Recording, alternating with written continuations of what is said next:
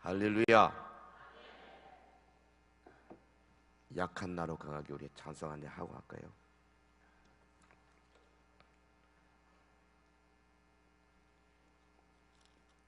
약한 나로 강하게 C 메이저로.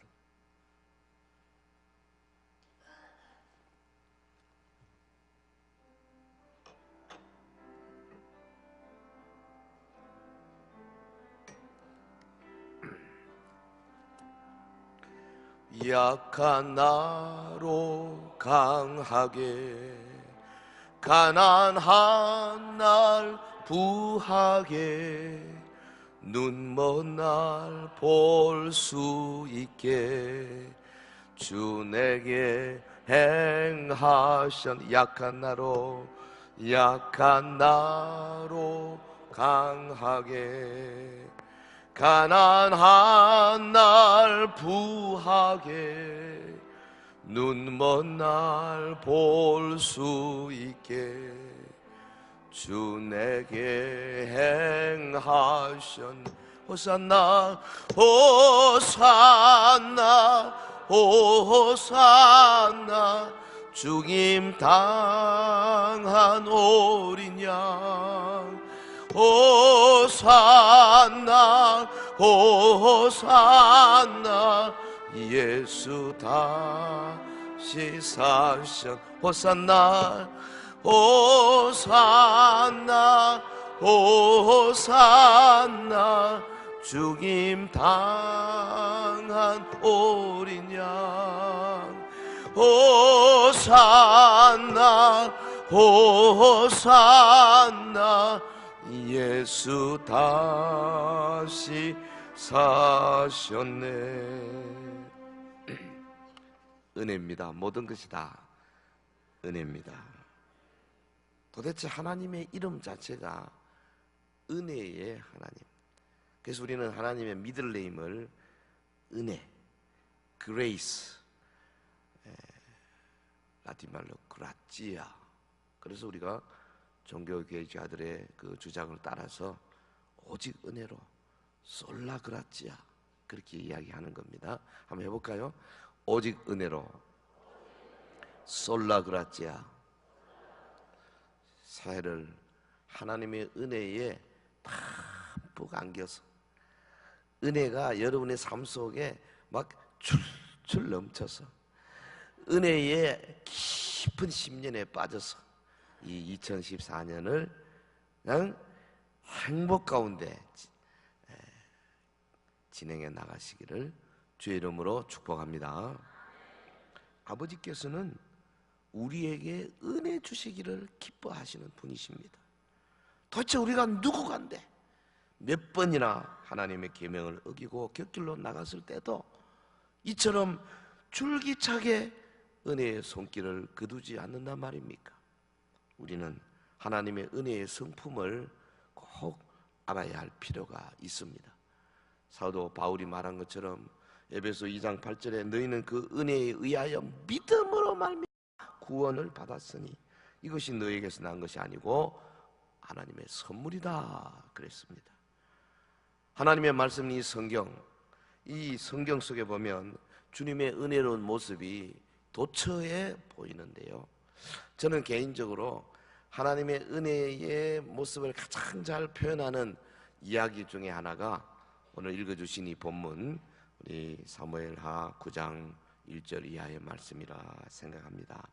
본문에 보면 다윗 왕과 그리고 다윗의 원수였던 사울의 손자 무비보셋의 이야기가 나옵니다. 잘 이름을 부르지 않는 이름 중에 하나라서 혹시 서툴 수가 있을 겁니다. 한번 해봅시다. 다윗과 무비보셋. 다윗과 무비보셋.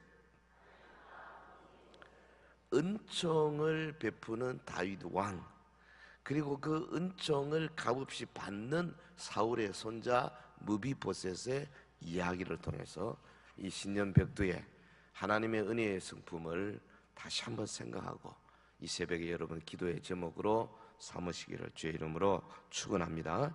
사실 이 땅의 모든 사람은 죄 가운데 빠져서 철저히 타락한 자들인데 자신의 힘으로는 하나님 나라의 어떤 일도 감당할 수 없는 중증 장애인이라고 할 수 있을 것입니다.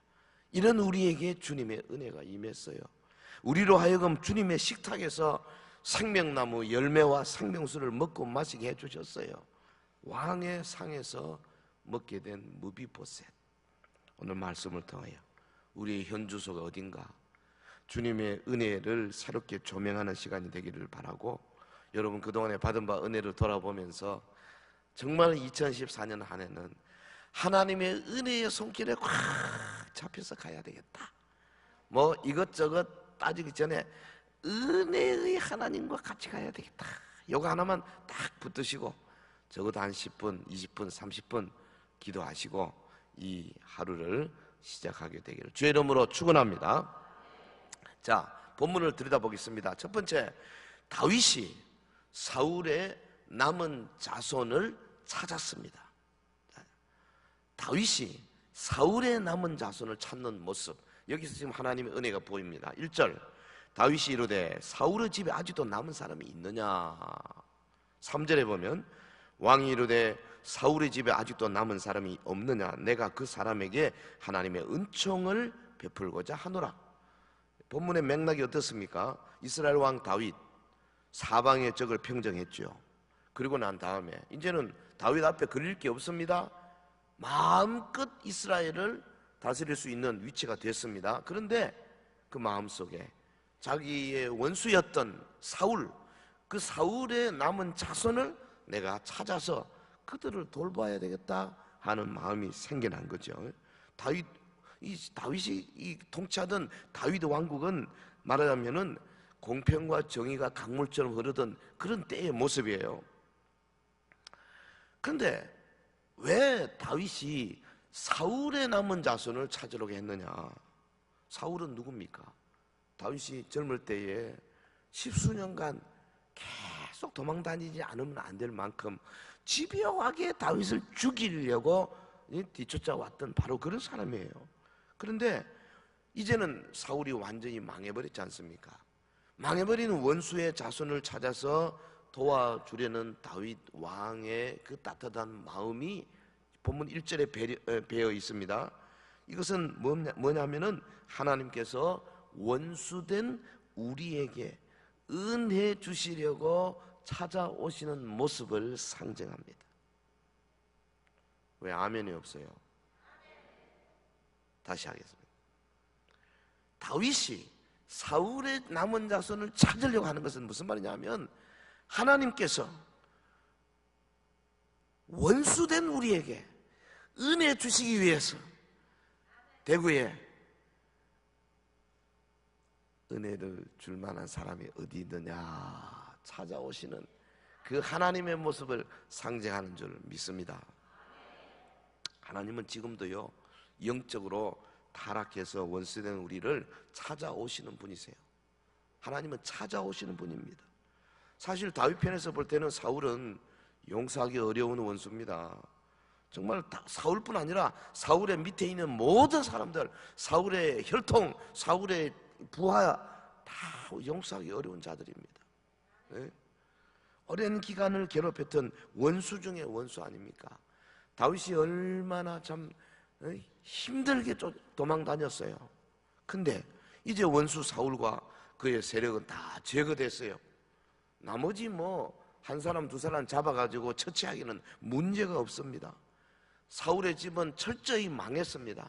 다시는 일어설 수 없는 완전히 파산된 자들입니다. 소위 요즘 말하면 뱅크럽트 된 거죠. 다윗으로는 생각하기조차 싫은 사람들입니다. 그런데 지금 다윗 왕은 그 원수의 자손을 찾아서 내가 하나님의 은총을 베풀어야 되겠다 그렇게 하는 거예요.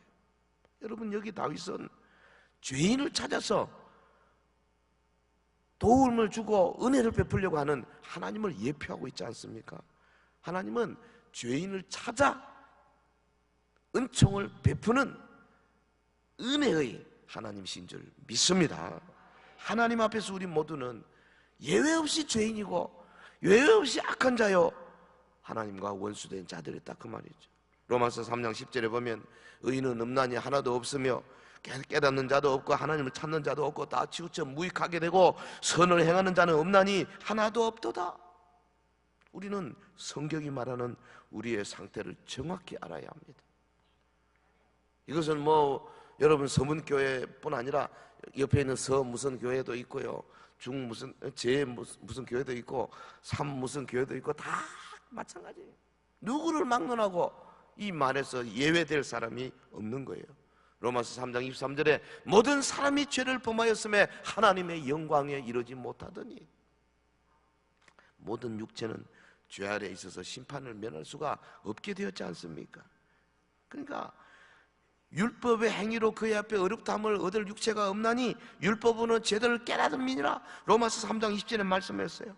우리가 하나님 앞에서 의롭다함을 받을 수 있는 유일한 길은 주님이 찾아오시고 우리에게 은혜를 베푸심으로 말미암아, 그거 외에는 다른 게 없어요. 우리는 철저히 영적으로 보면 뱅크럽트 된 사람들이에요. 우리 힘으로는 도저히 하나님 앞에 설 수 없는 자들입니다. 하나님이 찾아오시고 하나님이 은혜 주시지 않고는 절대로 설 수 없는 자들이 바로 저와 여러분이에요. 다윗, 사울의 남은 자손이 없느냐?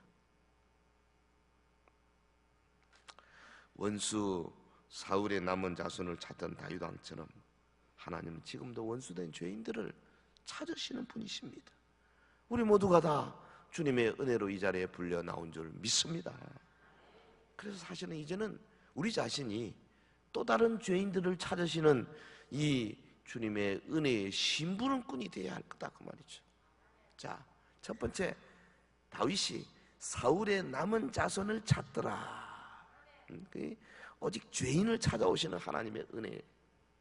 자, 두 번째, 중증 장애인 무비보셋을 이제 불러오는 모습 봅시다. 3절, 시바가 왕께 아뢰되 요나단의 아들 하나가 있는데 다리 저는 자니이다. 본문을 보면 사울의 집에 남은 자손을 찾기 위해서 사울이 부리던 그 종 시바라는 사람 불러가지고 자손을 찾아봐라. 시바가 왕에게 와서 보고하는 장면 아닙니까? 사울의 손자 요나단의 아들 무비보셋이 있습니다. 그런데 무비보셋은 누구냐? 두 다리를 쓰지 못하는 하체 장애인이었어요. 당시 다윗 왕국을 위해서는 아무런 도움이 되지 못하는, 요즘은 그래도 장애인들이 제법 자기 할 일을 많이 할 수 있도록 사회가 배려하고 있지 않습니까? 그래서 뭐 경사로도 만들고 그 지체 장애인을 위해서 여러 가지로 휠체어도 개발하고 국가에서 이제 보조금도 나오고 또 발달 장애나 학습 장애나 혹은 정신장애 같은 사람들을 위해서 각종 여러 가지, 아직은 부족하지만 그래도 10년, 20년 전보다 지금은 많이 좋아졌어요.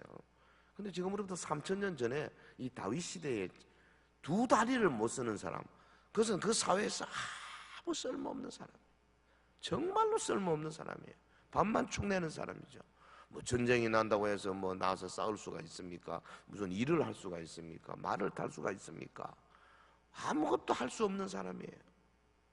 그런데 그 사무엘하 4장 4절에 보면 사울과 요나단이 죽은 소식이 이스라엘에서 올 때에 나이가 5살이었는데 유모가 안고 도망갈 때 급히 도망가다가 그만 떨어뜨렸어요. 그래서 두 다리를 다 못 쓰게 된 겁니다. 그런데 두 다리를 저는 자니이다 그렇게 보고했더니 다윗이 뭐라 그랬습니까? 5절에 보면 다윗 왕이 사람을 보내어 로드발 암미엘의 아들 마길의 집에서 그를 데려오니 그랬어요. 데려와라. 두 다리 쓰든 못 쓰든 데려와라. 그 당시 무비보셋이 어디 살고 있냐면 로드발에 살고 있었다 그랬어요. 로드발은 히브리 말로 황량한 곳이라는 뜻입니다. 여러분 성경은 인명, 지명 그 모든 하나하나가 다 뜻이 있어요. 하필이면 무비보셋이 살고 있던 장소가 황량한 곳입니다. 로드발입니다. 근데 다윗이 무비보셋의 소재를 파악하자마자 사람을 급히 보내가지고 왕궁으로 좀 데려오는 겁니다. 뭘 의미합니까? 하나님께서요 아무 쓸모없는 우리를 하나님의 집으로 불러주신 것을 의미합니다. 아멘. 요럴 때는 아멘 안 하면 큰일 납니다. 아멘 안 하는 사람이 보니까 135명이 있는데, 다시 한번, 로드발에서 아무짝에도 쓸모없는 무비보셋을 다윗이 왕궁으로 불러들인 것은 하나님, 아직 조금 이따 해야 돼요. 하나님께서 쓸모없는 우리를 하나님의 집 서문교회로 불러주신 것을 의미합니다. 이래 돼야 이 말이 되지. 참 너무나 놀랍습니다. 무비보셋, 다윗 왕국의 아무짝에도 쓸모없는 자예요. 두 발을 다 저는 중증장애인입니다. 고대 근동 문화권에서요, 육체적 결함이 있는 사람은 실제로 일도 못해서도 문제지만은 이게 영적으로 보면은 하나님이 은총해서 제외된 사람이었어요. 저주받은 사람이었어요. 저주받았다는 라벨을 붙여야 되는 사람들이라니까요. 그러니까 얼마나 힘듭니까? 근데 다윗이 굳이 사람을 보내서 무비보셋을 왕궁으로 불러왔다, 그 말이죠. 여러분, 다윗의 사랑이 얼마나 큰가를 보여주는 장면입니다. 우리는 그런데 다윗의 사랑보다 비할 바 없이 큰 하나님의 사랑을 받은 자인 줄 믿습니다. 하나님의 사랑을 받았어요. 우리의 영적 상태가 어떻습니까? 양다리를 쓰지 못하는 중증 장애인보다도 더 못한 자들 아니었습니까? 하나님이 원하시는 똑바른 걸음을 걷지 못하는 자였어요. 하나님 나라에 어디에도 가서 쓸 바가 없는 사람들이었어요. 그리고 불구자적인 모습이 우리 일상생활뿐 아니라 미래나 혹은 인간관계에 있어서나 혹은 사회생활에 있어서나 모든 면에서 그렇게 나타나고 있는 사람들 아닙니까? 특별히 영적으로 말하면요, 우리의 불구는 너무 심한 겁니다. 갈라디아 5장 19절 이하에 육체의 일은 분명하니 곧 음행과 더러운 것과 호색과 우상숭배와 주술과 원수 맺는 것과 분쟁과 시기와 분냄과 당짓는 것과 분열함과 이단과 투기와 술취함과 방탕함과 또 그와 같은 것들이라. 그게 다 우리를 보고 하는 이야기 아닙니까? 허물과 죄로 죽었던 우리들 아닙니까? 그때 너희는 그 가운데 행하여 이 세상 풍조를 따르고 공중의 근세 잡은 자를 따랐더라. 전에도 우리도 다 그 가운데서 우리 육체의 욕심을 따라 지내며 육체와 마음에 원하는 것을 하여 다른 이들과 같이 본질상 진노의 자녀였더라. 그게 우리였어요. 말씀의 뜻이 전달되어 옵니까? 본질상 진노의 자녀였다는 말이죠. 이런 우리에게 하나님께서 한량없는 은혜를 주신 줄 믿습니다. 에베소 2장 4절 이하에 보면요, 긍휼이 풍성하신 하나님이 우리를 사랑하시는 그 큰 사랑을 인하여 허물로 죽은 우리를 그리스도와 함께 살리셨다. 허물로 죽었던 자리에서 다시 살아난 것은 오직 하나님의 풍성하신 긍휼 때문이었어요. 본질상 진노의 자녀였던 우리가 하나님의 사랑의 자녀가 될 수 있는 유일한 길은 오직 하나님의 은혜 때문이었다고 말이죠. 우리에게는 내세울 것도 없고 자랑할 것도 없고 뭐 하나님 앞에 내가 해놓은 것이 여기 있습니다, 공로로 하나님 앞에 드릴 만한 어떤 보고서도 없는 자들 아닙니까? 그러므로 저와 여러분에는 사실 무비보셋 그가 가졌던 감격 이상의 뜨거운 감사가 넘쳐야 할 줄로 믿습니다. 본문 8절을 보면 무비보셋이요, 왕이 선대하겠다 하는 말을 듣자마자 뭐라 그랬냐면은 이 종이 무엇이기에 죽은 개 같은 나를 돌아보시나이까, 그렇게 표현했어요. 여러분, 히브리 사람에게는 개는 부정한 동물이에요. 죽은 개, 이거는 자기 자신을 지극히 격하시키는 말입니다. 아니 종이 무엇이기에 죽은 개 같은 나를 돌아보시나이까. 따라합시다. 죽은 개 같은 나. 이 개념이, 이 생각이, 이 사상이, 이 깨달음이, 이 느낌이 2014년 내내 여러분과 함께하기를 주의 이름으로 축원합니다. 무비보셋은 몰락한 왕가의 자손에 불과합니다. 당시 최고의 절대 군주 다윗 앞에서 왕의 원수였던 사울의 직계 혈족이었던 무비보셋은, 그러니까 다윗에게 안 들키려고 죽은 듯이 숨어서 이렇게 살 수밖에 없지 않았습니까? 그런 자기에게 아니 왕이 사람을 보내가지고 부르고 재산을 돌려주고 왕족처럼 왕의 상에서 먹게 하겠다고 해주니까 이게 뭐 정신이 없는 겁니다. 너무나 감격한 겁니다.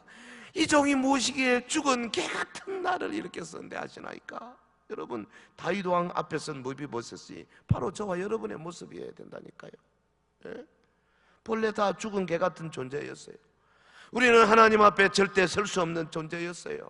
하나님 앞에 죽음 마땅한 존재였어요. 실로 우리는 죄로 인해서 사탄에게 속하여 하나님을 대적했던 자들 아니었습니까? 하나님의 원수들이었습니다. 그래서 늘 하나님의 심판을 두려워하는 삶을 살 수밖에 없는 자들이었어요.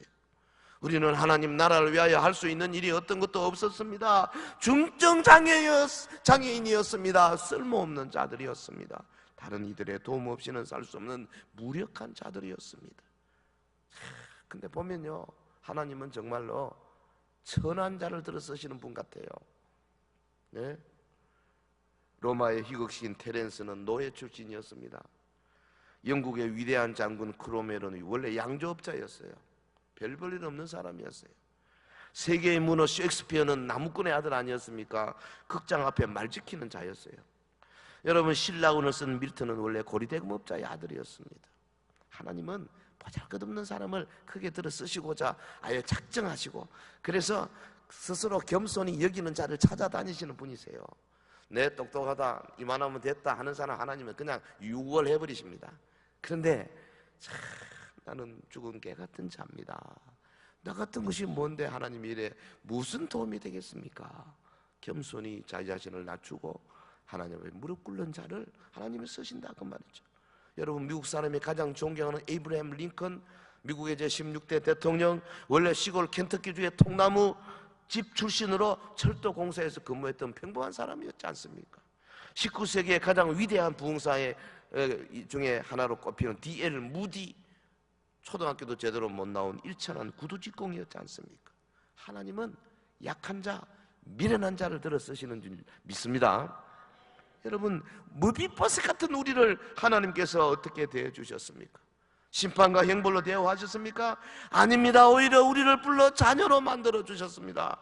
하나님의 상에서 먹게 해 주셨다 그 말이죠. 우리 모두 무비보셋 뜨거운 감격을 회복해야 할 것입니다.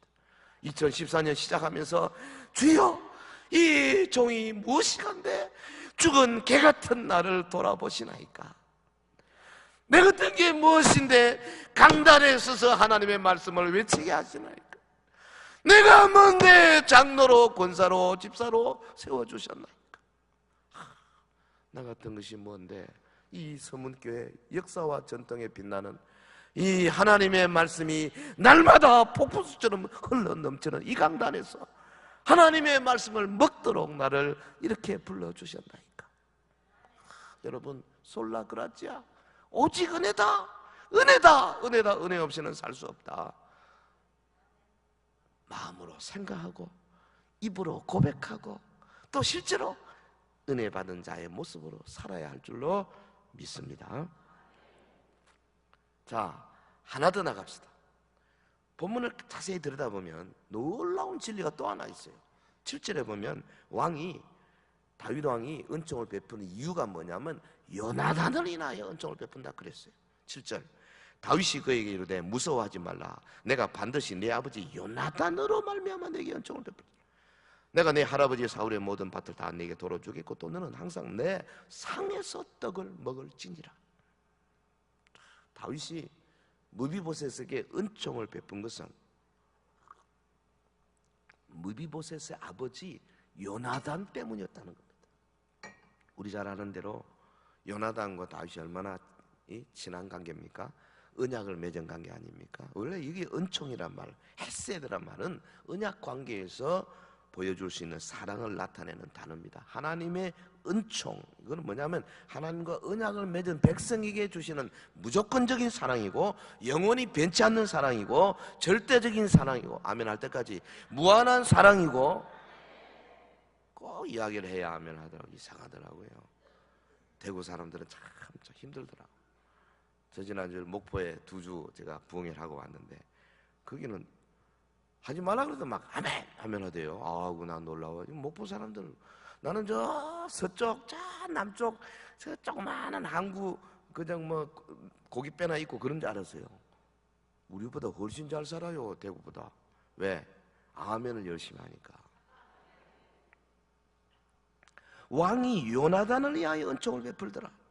이 헤세드라는 말, 은총이라는 말은 무한한 사랑이고 거룩한 사랑입니다. 헤세드를 행한다는 것은 1차적으로 언약 속에 부과된 서로에 대한 책임을 신실히 이행한다는 거죠. 여러분 다윗이 20년 전에 요나단과 맺은 언약을 잊어버리지 않았습니다. 그래서 요나단으로 인하여 내가 그의 아들 무비보셋에게 은총을 베풀리라. 이게 뭘 말합니까? 우리 성부 하나님께서 성자 예수님으로 인하여 우리에게 은총을 베푸신다는 그 말 아닙니까? 할렐루야! 예수 그리스도로 말미암아 아버지 하나님께서 우리에게 은총을 베푸시는 거죠. 무슨 은총? 너는 항상 내 상에서 먹을지니라. 이 말은 단순히 옆에 앉혀가지고 음식을 먹이겠다는 의미 정도가 아닙니다. 상에서 음식을 먹는다. 무비보셋을 다윗 자신의 가족의 일원으로 친근하게 대하겠다. 그뿐 아니라 다윗이 먹는 밥상은 무슨 상이냐면 그게 국사를 의논하는 중대한 그 나라의 일을 의논하는 자리가 바로 그 밥상이에요. 그래서 중요한 대신들을 불러가지고 같이 식사하면서 무비보셋은 언제나 그게 앉혀놔 놓고 나라의 일을 같이 논의하겠다. 여러분 놀라운 은혜입니다. 무비보셋은 왕의 원수 집안의 자손이고 개인적으로는 쓸모없는 사람이었지만은 다윗이 요나단 때문에 이처럼 엄청난 특권을 그에게 부여했지 않습니까? 오늘 본문에 보면요 왕의 식탁이라는 단어가 7절, 10절, 11절, 13절 4번씩이나 식탁에서 강조되고 있지 않습니까? 예. 그러나 여러분 우리가 받은 은혜는 무비보셋이 다윗 왕의 식탁에서 밥 먹는 것과는 비교가 되지 않은 은혜인 줄로 믿습니다. 오직 그리스도 안에 하나님의 자녀가 되는 특권을 받았습니다. 주님의 십자가 보혈은 그 어떤 것과도 비교할 수 없는 고귀한 사랑의 선물인 줄 믿습니다. 하나님의 은혜는 우리의 행위에 관계없이 우리에게 주시는 오직 예수 그리스도의 십자가 희생의 근간인 줄로 믿습니다. 그럼 우리가 분명히 기억해야 합니다. 우리가 선한 행위를 가지고 아무리 하나님에 가까이 간다 할지라도 우리 행위 가지고는 하나님께서 조금 더 우리를 높이실 수가 없는 겁니다. 그리고 우리의 나쁜 행위가 아무리 크다 할지라도 하나님이 그것 때문에 우리에게 은총을 주지 못할 만큼 하나님이 그렇게 작은 것 아닙니다. 우리의 행위에 어떻든지 간에 하나님이 은혜 주시겠다 하면은 예수 그리스도의 십자가 보혈 안에서 얼마든지 은혜를 주실 수 있는 줄로 믿습니다. 2014년 한 해는 무비보셋같이 이 개같은 나를 돌아보시나이까 겸손하게 하나님 앞에 나갈 때 하나님이 하늘문을 열어주시고 우리 각자에게 필요한 모든 은혜와 은사를 쏟아부어 주실 줄로 믿습니다. 우리 주님을 확실히 영접하는 자에게, 우리 예수 그리스도의 십자가 보혈 앞에 확실하게 무릎 꿇는 자에게, 갈보리로 올라가서 그 십자가에서 뚝뚝 떨어지는 주님의 보혈을 마시는 자에게 하나님은 얼마든지 하늘의 은혜와 하늘의 축복을 주실 수 있는 분이신 줄 믿습니다. 우리가 좀 부족하고 우리가 좀 고질적인 습관을 고치지 못한다 할지라도 끝내는 우리는 하나님의 은혜로 일어서게 될 것입니다. 우리가 좀 과거에 지었던 죄에서 탈피하지 못하고 우리가 좀 성질이 멍끗해서 이 사람 저 사람에게 다투고 싸운다 할지라도 끝내는 하나님의 은혜에 함몰되게 될 것입니다. 하나님의 손에 붙잡히게 될 것입니다. 끝내는 우리가 저 가나안 땅에 가서 우리 주님이 우리를 위하여 예배해 놓으신 자랑의 면류관, 석자의 면류관, 영광의 면류관, 의의 면류관, 생명의 면류관들을 받게 될 줄로 믿습니다. 찬송가 그런 거 있잖아요. 아, 하나님의 은혜로 이 쓸데없는 자 왜 구속하여 주는지 나는 알 수 없도다. 새벽기도 때마다 이거 많이 부르거든요. 집에서 딱 나와가지고 시동 딱 걸고는 가자마자 찬송을 해야 되니까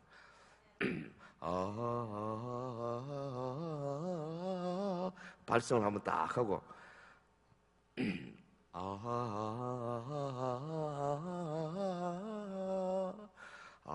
하나님, 이 자연히 이게 나오게 돼 있어. 이상하게. 왜 내게 굳센 믿음과 또 복음 주셨어? 내 마음이 항상 편한지 나는 알 수 없도다. 왜 내게 성령 주셔서 내 마음을 감동해 주 예수님 믿게 하는지 나는 알 수 없도다. 내가 믿고 또 의지함은 내 모든 형편 잘 아시는 주님 늘 돌보아 주실 것을 나는 확실히 압니다. 사랑하는 우리 서문의 성도 여러분, 이 모든 것이 솔라그라지아, 오직 은혜입니다. 하나님과 원수였던 우리를 불러주신 것은 오직 하나님의 은혜입니다. 주님의 나라에 아무런 도움이 안 되는 우리를 자녀로 삼아주시고 일꾼으로 세워주신 것 오직 은혜인 줄 믿습니다. 우리가 아직 죄인 되었을 때 그리스도께 오셔서 우리의 모든 죄짐을 지고 골고다로 올라가셨던 것 다 이 은혜 때문입니다. 주님이 친히 십자가에 달려 물과 피를 쏟으신 것은 무엇과도 비교할 수 없는 지고 지순한 하나님의 사랑이었고, 이를 믿는 모든 자에게 주시는 구원의 은총은 하나님만이 주시는 언약의 사랑, 곧 헤세드의 사랑입니다. 그러므로 우리의 감사는 보다 깊은 감격에서 우러나오는 감사여야 할 것입니다. 우리의 찬송은 영혼의 깊은 심년에서 우러나오는 기쁨의 노래여야 할 것입니다. 무비보셋 같은 우리, 영적으로 철저히 파산했던 우리를 이처럼 세워주시고, 이처럼 교회에 직분까지 주시고, 자녀 주시고, 날마다 목사님 통해서 주시는 말씀에 은혜 받게 하시고, 우리의 눈에서 촉촉하게 눈물이 끊이지 않도록 하시는 이 하나님의 은혜 앞에, 여러분 2014년 이제 열렸지 않습니까? 날마다 은혜다, 은혜다, 오직 은혜다. 이 금년 한 해를 이 은혜에 잡혀서 저와 여러분 몸으로 산 재물 삼는 그런 성도가 되시기를 예수 이름